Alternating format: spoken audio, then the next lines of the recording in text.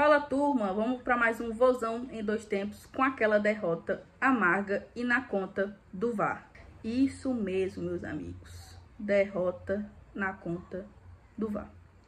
O Ceará ontem foi derrotado pela equipe do Bahia na Arena Fonte Nova pelo placar de 1-0, marcado ali num pênalti inexistente no final do jogo. Mas falando do primeiro tempo do Ceará, foi um primeiro tempo muito equilibrado. Tanto a equipe do Bahia não atacou tanto, quanto a equipe do Ceará também não atacou tanto. As duas equipes estavam se respeitando bastante, se estudando bastante. O Ceará teve algumas chances, né, com Pedro Raul, que é o cara gol do Ceará, teve algumas chances. E o Bahia também teve algumas chances com o Cauli, que no cenário daquele jogo era o homem gol para eles, né? Uma partida equilibrada. O Ceará muito bem postado dentro de campo, do ataque ao defesa, estava todo mundo muito bem. O próprio Fernando Miguel, que às vezes levanta uma desconfiança dentro da torcida, foi muito bem na partida de ontem. E aí nós entramos no segundo tempo, que foi acabado, aniquilado pelo VAR e pelo árbitro Rafael Klein. O Ceará iniciou o segundo tempo ainda muito bem, lógico, com suas carências, né, com seus poderios menores, porque o ataque cansou, o meio-campo cansou e o Ceará teve que começar a fazer as suas mudanças. E não só o Ceará fez suas mudanças, o Rogério Ceni também promoveu mudanças no Bahia, onde entrou os famosos titulares: Everton Ribeiro, Jean Lucas, Eric Pulga, Luciano Juba. Então foi entrando aí a turma titular do Bahia. E o Ceará também fez as suas mudanças ali com Matheus Araújo, com Rômulo, com Guilherme, né, que entrou inclusive no primeiro tempo, né, por uma lesão do Ailon. Nós esperamos que não seja nada demais, mas entrou Guilherme, entrou Pedro Henrique também, depois de um mês e alguns dias aí fora por conta de uma lesão. Pedro Henrique voltou ontem, participou de alguns minutos e participou do minuto final, né, o principal minuto aí da partida do segundo tempo. Bahia teve novamente no segundo tempo mais chances de gol, mais posse de bola, mas como eu falei, a equipe do Ceará de forma defensiva estava muito bem postada, estava muito segura. É lógico que durante alguns momentos o Bahia ia se sobressair pela qualidade individual, pela qualidade coletiva, por vir atletas do banco com o tanque cheio, e o Ceará estava ali mantendo seus titulares na linha de defesa inteira. Em alguns momentos o time desligava por questão de cansaço físico mesmo. E aí o Bahia tinha um pouco mais de chance, mas o Ceará se segurava, continuava sendo muito consistente na defesa. Para qualquer torcedor do Ceará, esse ponto, né, esse empate, que seria empate, era o suficiente. Porque o Ceará tem dois roteiros. O primeiro roteiro, dentro de casa, vencer. É esse, não existe outro. Fora de casa, pontuar. Seja um ponto, seja 3.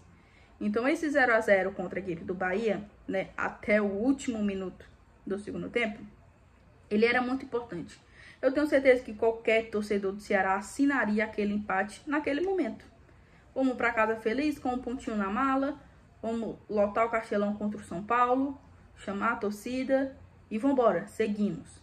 Mas infelizmente esse ponto foi roubado do Ceará, né? Um pênalti inexistente. Eu vou colocar aqui na tela para vocês tanto o pênalti, também tentarei colocar aqui o áudio do VAR, né? É muito confuso, é muito grito, mas eu acho que qualquer outro torcedor já viu esse áudio,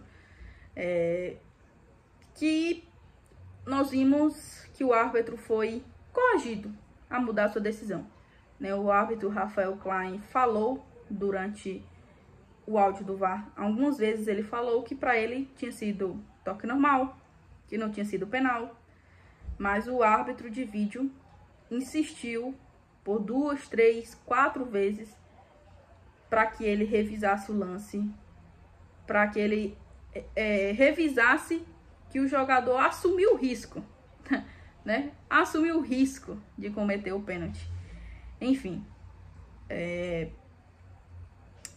e aí nós vimos ali aquele lance, Pedro Henrique, que tinha acabado de voltar de lesão, né, fez ali seus primeiros minutos contra um jovem, e o jovem foi muito mais experiente do que o próprio Pedro Henrique, mas eu não o culpo, não coloco a culpa no Pedro Henrique, não coloco a culpa em nenhuma outra pessoa, a não ser do árbitro Rafael Klein, do árbitro de VAR e da própria CBF, que está destruindo o futebol brasileiro.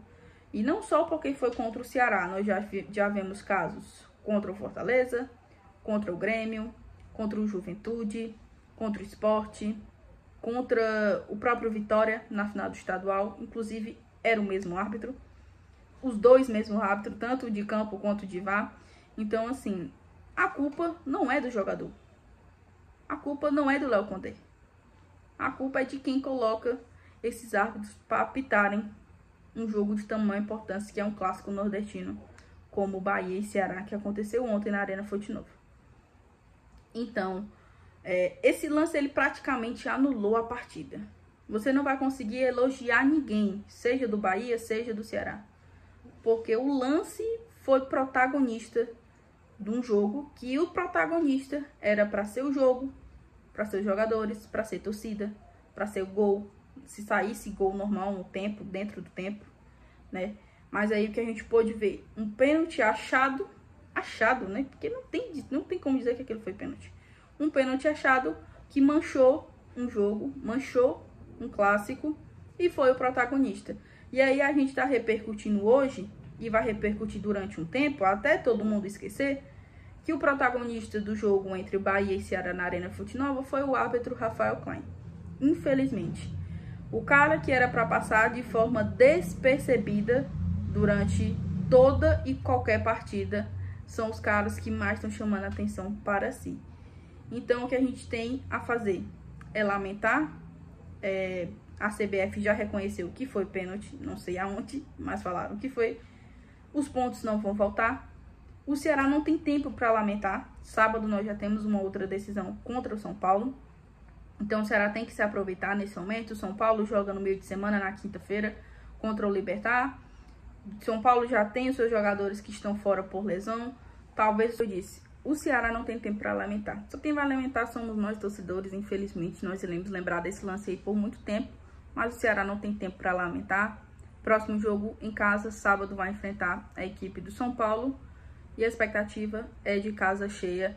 Eu espero que você tenha curtido esse vídeo, né? Que você tenha gostado do conteúdo. Que você curta, comente, compartilhe para todos os seus amigos alvinegros. Vai aparecer aqui em cima, ou desse lado ou desse, as minhas redes sociais. Eu também falo de Ceará por lá. Podem me seguir à vontade, tá? E eu vejo vocês no próximo vídeo.